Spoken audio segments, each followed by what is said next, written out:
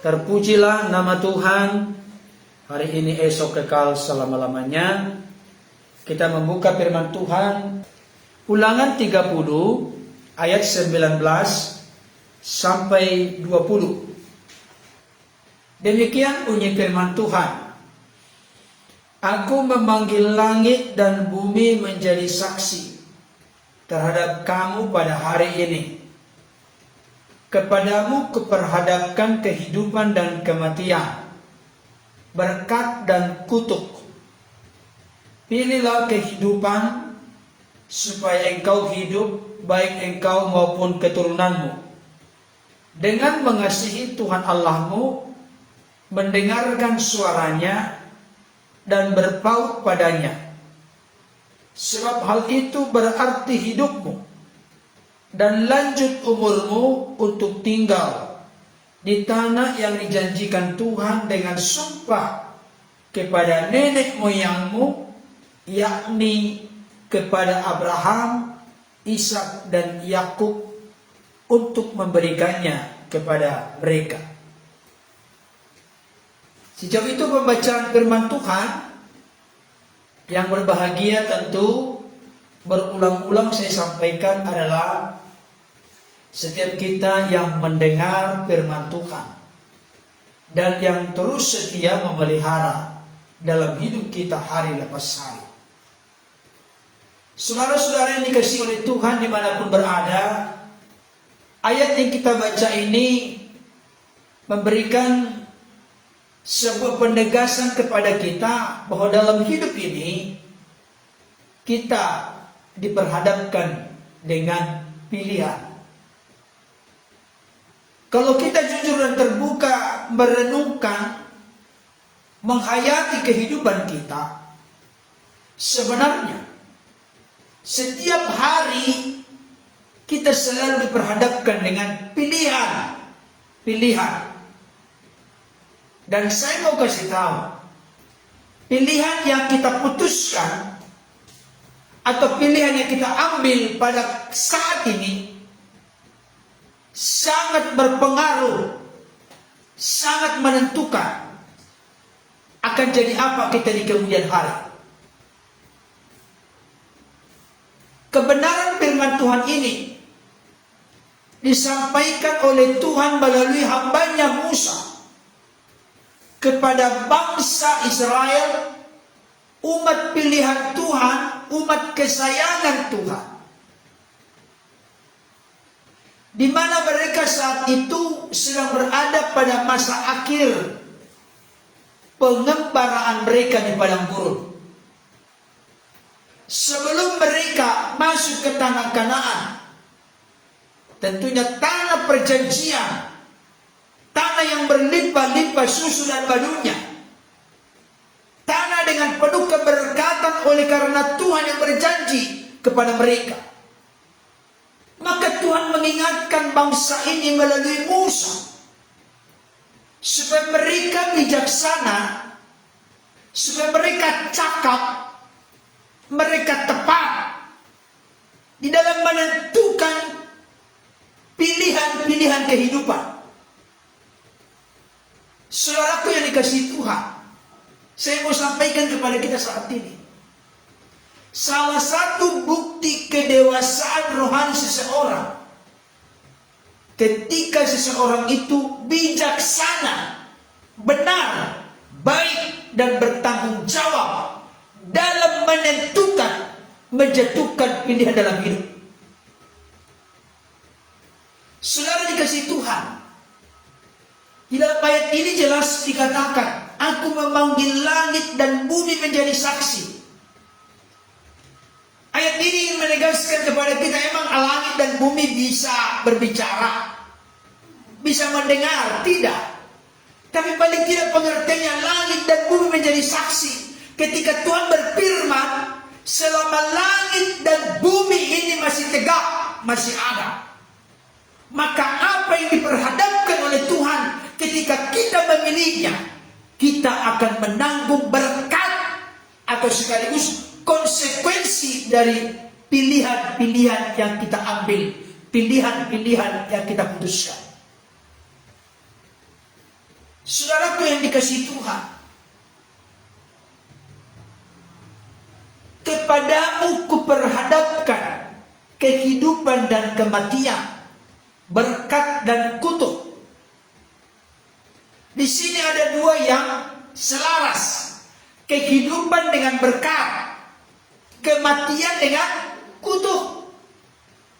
Saya yakin kalau ditanyakan kepada setiap kita saat ini, termasuk keluarga kami, keluarga Pendeta Berton Namaban, dan Bapak Ibu Saudara yang bergabung saat ini, kalau menjawab pertanyaan, orang Kristen tidak pernah kalah. Selalu benar jawabannya. Dan saat ini saya akan tes.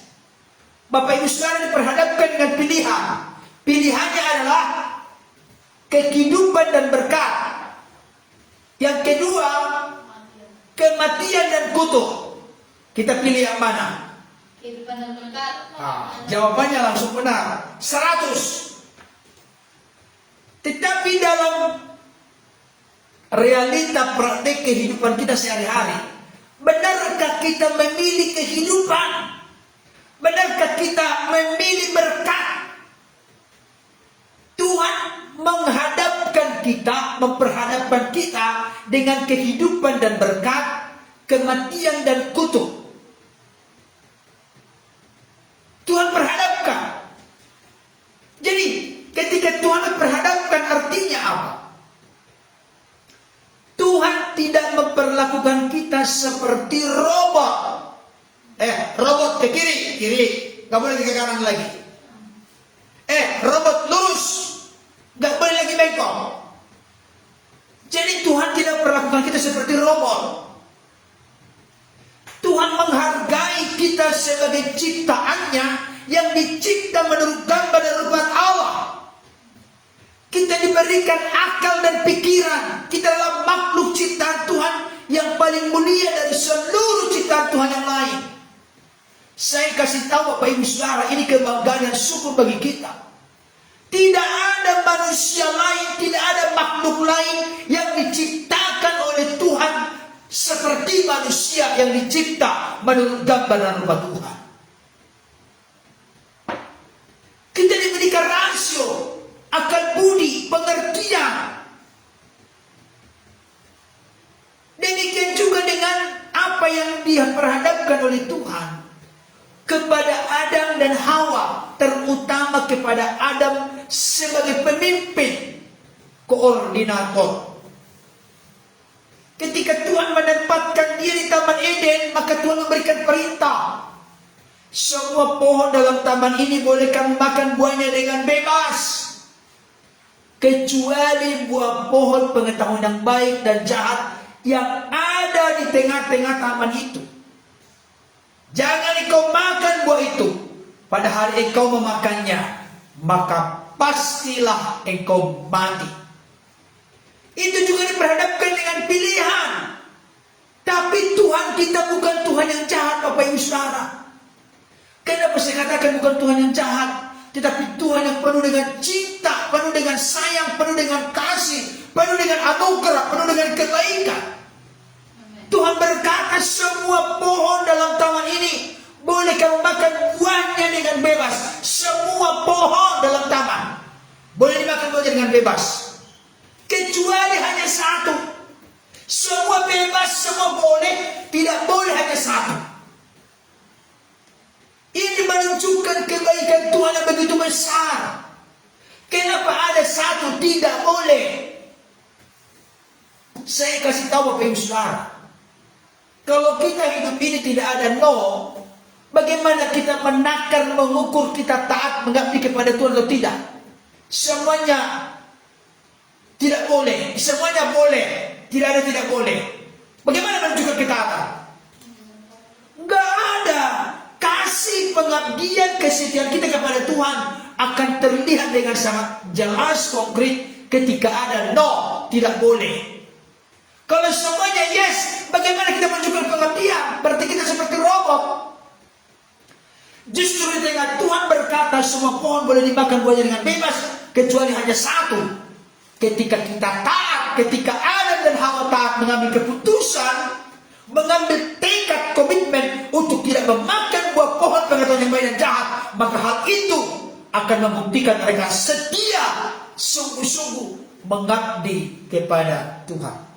Mereka tunjukkan cinta kasih mereka kepada Tuhan karena mereka memutuskan pilihannya untuk tetap tunduk, patuh dan taat kepada Tuhan, menjalankan perintah Tuhan dan menjauhi larangan Tuhan. Saudara dikasih Tuhan, tapi ternyata mereka salah memilih.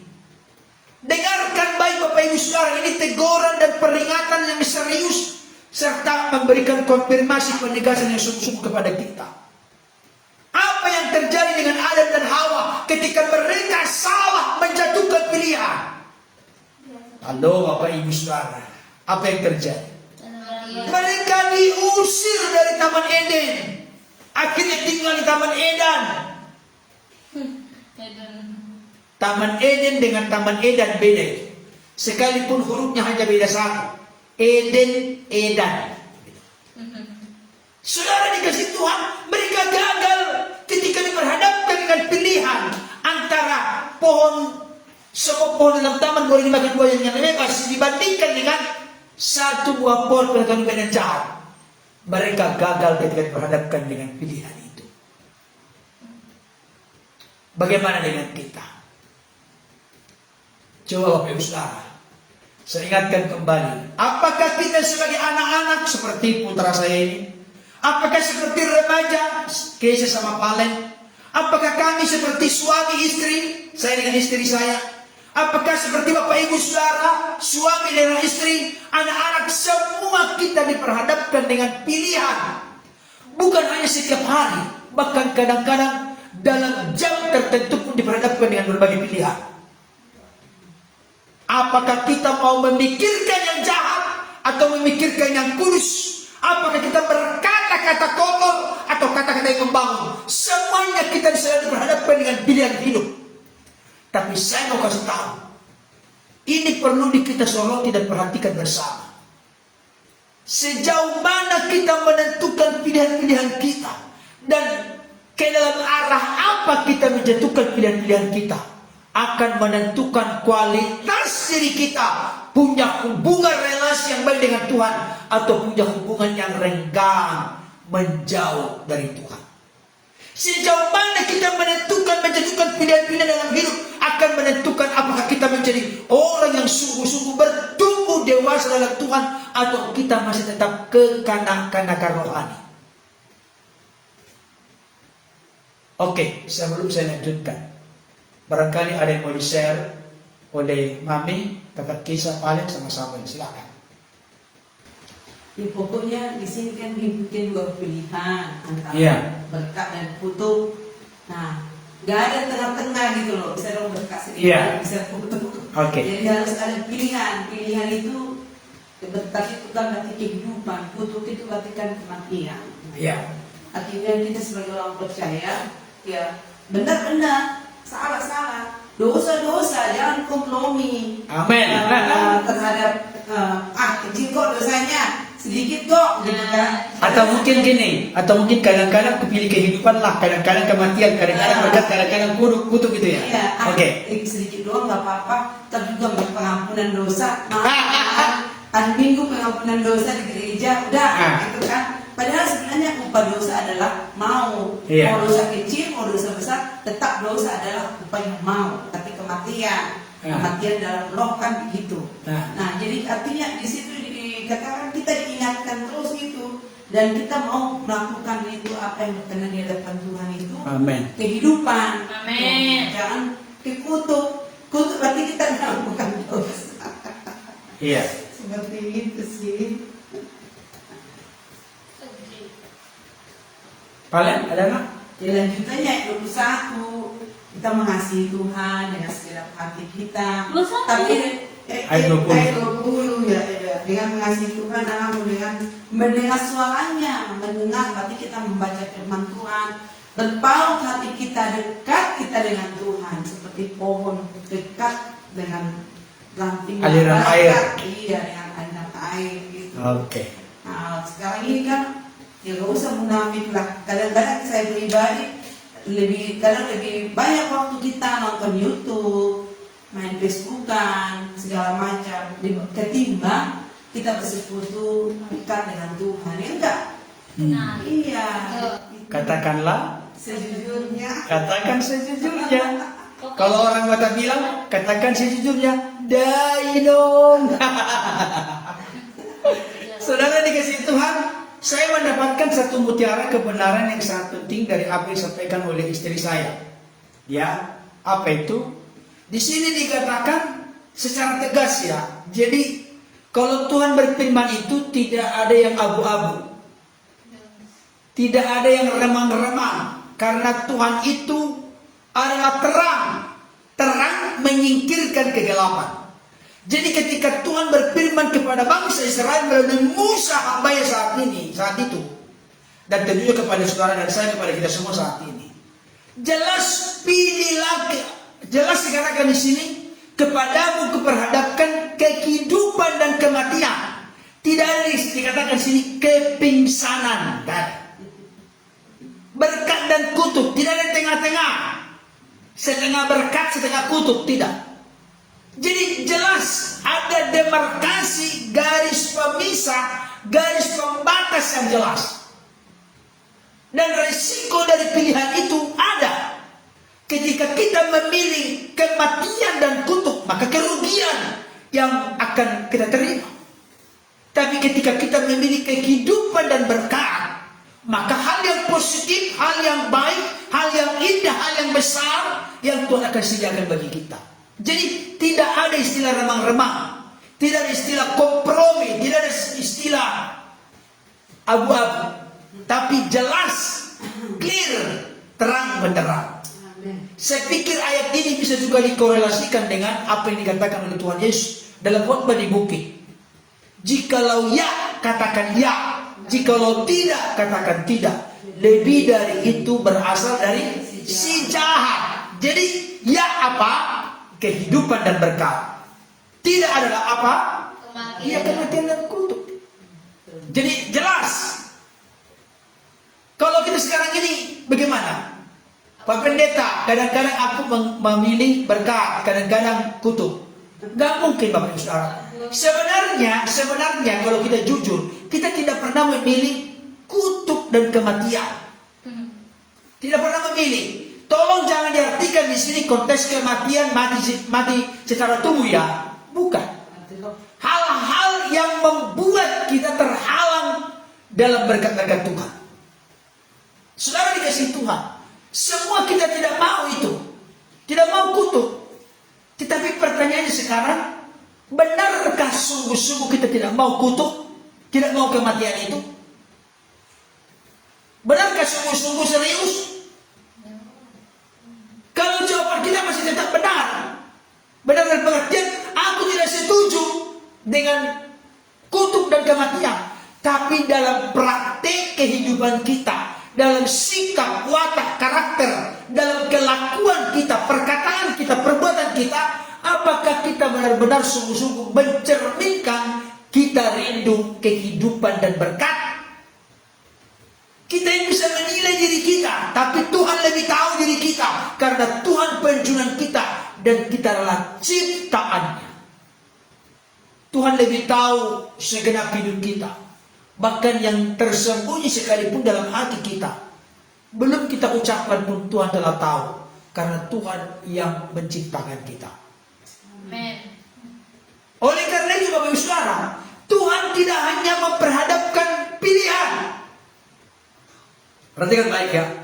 Tuhan memperhadapkan pilihan, berarti diberikan kebebasan, diberikan keleluasaan kepada kita untuk memilih dengan arif dan bijaksana. Tentunya kita pilih hal yang baik, hal yang positif, hal yang menyenangkan Tuhan, hal yang membawa manfaat yang positif bagi diri kita, bagi keluarga kita.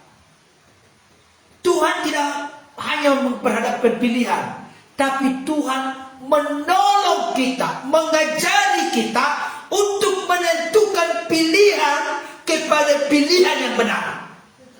Apa buktinya? Dikatakan dalam ayat ini, ayat 19 bagian B. Pilihlah kehidupan supaya kau hidup.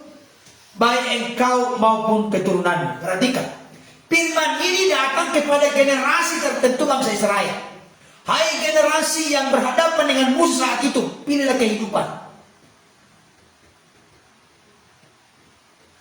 supaya engkau hidup, baik engkau dan keturunanmu. Jadi kita memilih kehidupan, kita memilih berkat, kita memilih yang baik menurut Tuhan. Itu tidak hanya berdampak kepada diri kita, tapi juga kepada generasi kita, keturunan kita juga mengalami kehidupan dan berkat itu. Amin. Amin. Amin. Itu sebabnya saya katakan tadi Bapak Ibu Saudara, pilihan yang kita jatuhkan sekarang ini menentukan masa depan kita, termasuk berpengaruh kepada keturunan kita. Amin. Itu sebabnya sampai Tuhan berkata, pilihlah kehidupan. Tuhan mendorong kita, Tuhan mengarahkan kita karena cintanya, karena kasihnya. Karena kalau kita memilih kematian dan kutuk, kita akan rugi. Tetapi ketika Tuhan berkata, pilihlah kehidupan. Bayangkan. Coba kita bayangkan Tuhan itu Bapa di surga seperti seseorang yang menasihati kita. Di mana seseorang menasihati kita, dia memberikan nasihat dan masukan kepada kita demi kebaikan kita. Jangan sampai salah kita menentukan pilihan.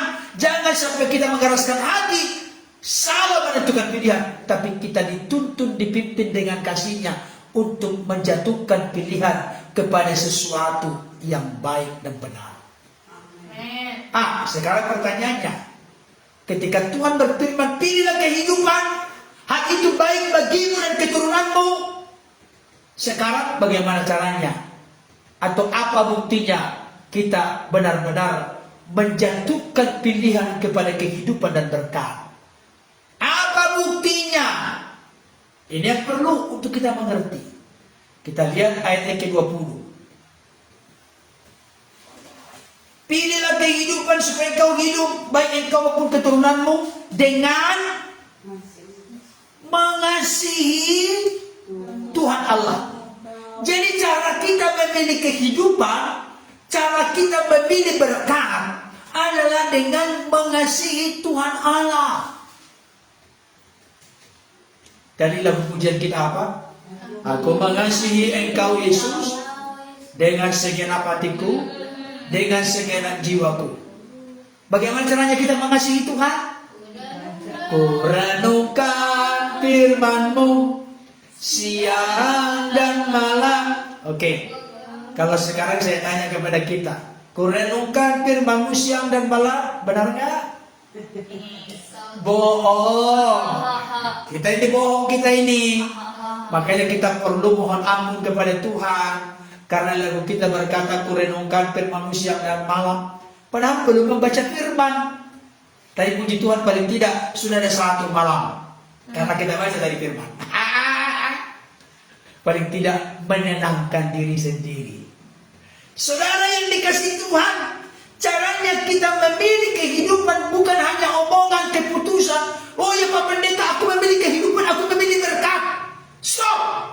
Bukan Bapak Ibu Saudara. Ada action, ada tindakan konkret, ada aksi nyata yang kita aplikasikan, kita praktekkan, kita nyatakan dalam hidup kita dengan cara mengasihi Tuhan.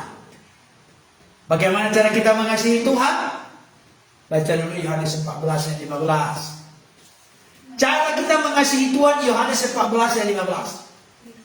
Silakan dibaca. Jikalau kamu mengasihi aku, kamu akan menuruti segala perintahku. Jikalau engkau mengasihi aku, kata Yesus, kamu akan menuruti Segala perintahku. seperempat perintahku, setengah perintahku, Segala. 2/3 perintahku. No, tapi segala perintahku.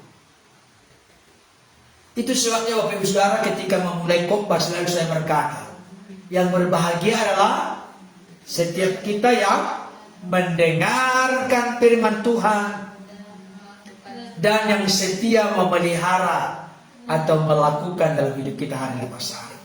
Cara kita memilih kehidupan, cara kita memilih berkat dengan mengasihi Tuhan Allah. Mengasihi Tuhan Allah itu bagaimana? Hukum yang terutama dikatakan, kasihilah Tuhan Allahmu dengan segenap hatimu, dengan segenap jiwamu, dengan segenap akal budimu, dengan segenap kekuatanmu. Ada di situ pendekanan dengan segenap, dengan segenap, dengan segenap, dengan segenap. Ayat itu memberikan konfirmasi penegasan kepada kita, tidak boleh ada ilah lain dalam diri kita. Tidak boleh ada sosok pribadi atau sesuatu benda apapun yang boleh merintangi, menghalangi cinta kasih kita kepada Tuhan. Makanya segenap. Tidak boleh. Kalau saat ini ada sesuatu yang kita cintai lebih besar, lebih tinggi, lebih hebat daripada Tuhan, mari kembali merenung masing-masing. Itu sebabnya Yesus berkata, kamu tidak dapat mengabdi kepada Tuhan dan mengabdi kepada Mammon. Kamu pasti mencintai yang satu dan tidak atau kurang mencintai yang lain. Tapi kalau kita benar mencintai Tuhan dengan sungguh-sungguh, maka Tuhan dan kekuatan kasih-Nya akan menolong apapun kita untuk mengasihi sesama. Amin. Amin.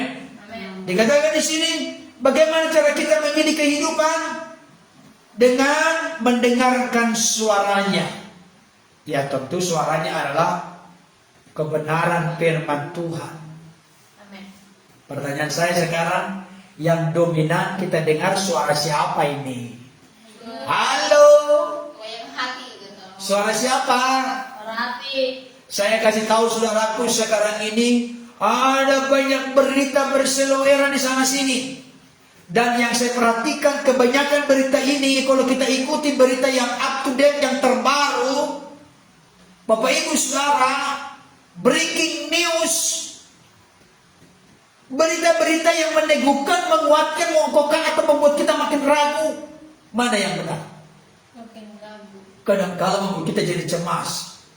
Ada hoax, ada fitnah, ada ketidakjujuran, ada dusta, ada kebohongan, ada rekayasa, macam-macam kita temukan suara di dunia ini. Kalau kita tidak berpegang kepada suara Tuhan, bagaimana kita kuat kokoh menjalani kehidupan ini? Karena banyak suara-suara yang mencoba untuk meredupkan, mencoba untuk membungkam, mencoba untuk menutupi suara Tuhan dalam hidup kita. Itu yang terjadi, Bapak Ibu Saudara. Ibarat kita ada di dalam sebuah sungai di mana aliran arusnya begitu deras, kita mencoba melawan arus itu begitu berat. Kita seolah-olah tidak berdaya, kita akan ikut arus. Tapi saya mau kasih tahu, ketika suara Tuhan, firman Tuhan, kebenaran Tuhan menjadi bagian yang mana kita lapar dan haus di dalamnya, hal itulah yang menjadi filter bagi kita, penyaring bagi kita, sehingga tidak ikut arus dunia ini. Kemarin saya sampaikan, hanya ikan mati yang ikut arus. Ikan hidup menentang arus. Apakah kita masih hidup kerohaniannya? Kalau kita hidup kerohaniannya, kita akan menentang arus yang mencoba menggiring kita, menuntun mengarahkan kita menjadi serupa dengan dunia ini. Berikutnya, dengan mengasihi Tuhan Allah, dengan mendengar suaranya dan berpaut padanya. Bapak Ibu Saudara tahu berpaut? Berpaut itu gambaran Yesus. Akulah pokok anggur yang benar dan kamu adalah carang atau cabangnya. Berpaut artinya cabang atau carang itu melekat permanen kepada pokok, sehingga suplai nutrisi rohani, vitamin rohani akan disuplai oleh pokok itu kepada cabang atau carangnya. Itu berpaut. Berpaut itu artinya kontinuitas, kesinambungan, melekat, permanen. Tidak kadang-kadang Bapak Ibu Saudara, kalau aku lagi ada duit, dompetnya masih tebal, haleluya, puji Tuhan, glory, Tuhan dahsyat, Tuhan baik, spektakuler, bombastis, fantastis, dahsyat, luar biasa. Tapi ketika dalam konteks tertentu, kita renggang dengan Tuhan. Berpaut. Saya pernah kasih contoh. Di atas kami sekarang ada namanya apa? Ring light ya? Ring light. Di atas kami ada ring light. Ketika kita live ini, ada ring light. Saya tanya kepada Bapak Saudara, kenapa ring light ini, lampu ini bisa menyala? Listrik. Karena bukan hanya listrik, karena terhubung dengan arus listrik. Iya. Kenapa menyala, membuat terang, menjadi berkat bagi kami saat ini? Karena dia terhubung dengan arus listrik. Kenapa hidup kita menyala? Kenapa hidup kita bergelora, berkobar, bernyala-nyala, bersemangat, antusias? Karena kita terhubung dengan sumber pemberi semangat. Kita terhubung dengan Tuhan Allah yang akbar, Allah yang besar itu. Kita berpaut dengan Tuhan. Kita bersekutu dengan Tuhan. Kita bergaul karib dengan Tuhan. Amin. Amin. Sebab hal itu berarti hidupmu. Jadi kalau kita rindu, hidup kita berarti Bapak Ibu Saudara. Bukan sia-sia. Ada orang berkata yang penting hidup, asal hidup. Nggak boleh kita asal hidup. Nggak boleh yang penting hidup. Tapi harus benar-benar hidup seperti yang Tuhan kehendaki kita hidup. Jadi hidup kita berarti Bapak Ibu Saudara. Ketika kita pilih kehidupan dan berkat dengan cara mengasihi Tuhan, mendengar suaranya, dengan cara berpaut kepadanya, hal itu akan membuat kita apa? Berarti dalam hidup. Ada banyak orang tidak berarti dalam hidup, gak berguna. Kalau yang tidak berguna itu diibaratkan seperti apa? Kaki yang udah kering. Seperti garam yang sudah menjadi tawar. Kalau garam sudah menjadi tawar, dengan apa dia diasingkan? Tidak ada lagi gunanya selain dibuang dan diinjak orang. Garam yang sudah tawar tidak ada lagi gunanya. Itu sebabnya saya kasih tahu Saudara. Kalau kita tidak terhubung dengan Tuhan, tidak terpaut dengan Tuhan, lama-kelamaan barangkali secara intelektual kita mengerti, memahami firman. Tapi secara relasi kita sudah usang. Relasi kita dengan Tuhan sudah berkarat relasi kita dengan Tuhan. Tapi ketika kita benar-benar terhubung dengan Tuhan, berpaut dengan Tuhan, maka dikatakan hal itu membuat berarti hidup kita, berguna hidup kita, bermanfaat hidup kita. Bagi siapa? Bagi diri kita, bagi keluarga kita, bagi masyarakat di mana kita berada. Bahkan terlebih utama memuliakan dan menyenangkan Tuhan. Bahkan resep memilih kehidupan juga adalah resep atau kunci untuk panjang umur. Lanjut umurmu. Lanjut umur. Saudara dikasih Tuhan lanjut umur. Tahu artinya lanjut umur? Lanjut umur bukan hanya panjang umur 80 tahun, 90 tahun, 100 tahun. Saya mau kasih tahu. 100 tahun umur panjang gak itu? Kalau kita punya Hah? Umur panjang 100 tahun umur panjang gak itu? sekarang iya. Sekarang iya, kalau zaman Adam itu masih anak-anak. Wih, apa dosamu, kan cepat kau mati katanya 100 tahun. Kenapa? Umur Adam itu 930 tahun. Metusalah 969 tahun. Jadi kalau umur 100 tahun di zaman Adam itu masih anak-anak. Tapi kalau sekarang 100 tahun, waduh, luar biasa mereka yang opung doli, opung bori ini. 100 tahun umurnya. Tapi lanjut umur, tolong jangan hanya diukur dengan panjangnya umur hidup di dunia ini. Tidak.